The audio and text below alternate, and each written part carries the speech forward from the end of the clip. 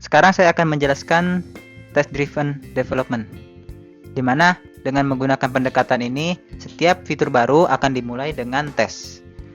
Ada 3 aturan TDD yang diperkenalkan juga oleh Uncle Bob. Yang pertama, kita harus membuat failing test sebelum membuat production code. Jadi kita harus membuat tes yang gagal sebelum membuat production code. Aturan nomor 2, ketika tesnya itu gagal, maka kita tidak boleh membuat tes yang baru. Gagal compile itu termasuk gagal. Nomor 3, kita tidak boleh membuat production code yang kalau misalkan sudah pas itu tidak boleh bikin lagi gitu. Jadi kalau production code-nya sudah memenuhi test case yang ada, cukup stop sampai di situ, kita buat test case baru, lalu production baru, begitu seterusnya. Apa kegunaan tes kita membuat tes itu?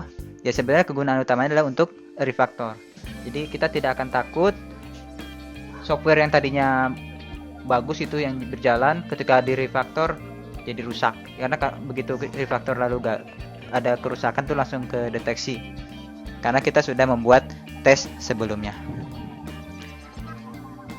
Kemudian setelah menggunakan TDD, kita juga harus membuat sistemnya decoupling ID. Jadi kita membuat ID itu di level use case, jangan di level database. Apa gunanya? Gunanya decoupling ID ini supaya kita tidak bergantung dari database yang digunakan. Jadi kita akan generate ID sendiri, misalkan account. Kalau seperti ini kan biasanya account repository save, ID-nya akan didapat dari repository. Nah ini sebaiknya kita hindari. Sebaiknya kita menggunakan seperti ini. Jadi account ID ini di generate ID-nya, lalu baru kita simpan ke repository. Jadi kalau misalkan tadinya kita menggunakan MySQL, lalu ingin pindah ke MongoDB atau pindah ke Cassandra, itu lebih mudah karena kita tidak bergantung sama primary key dari database.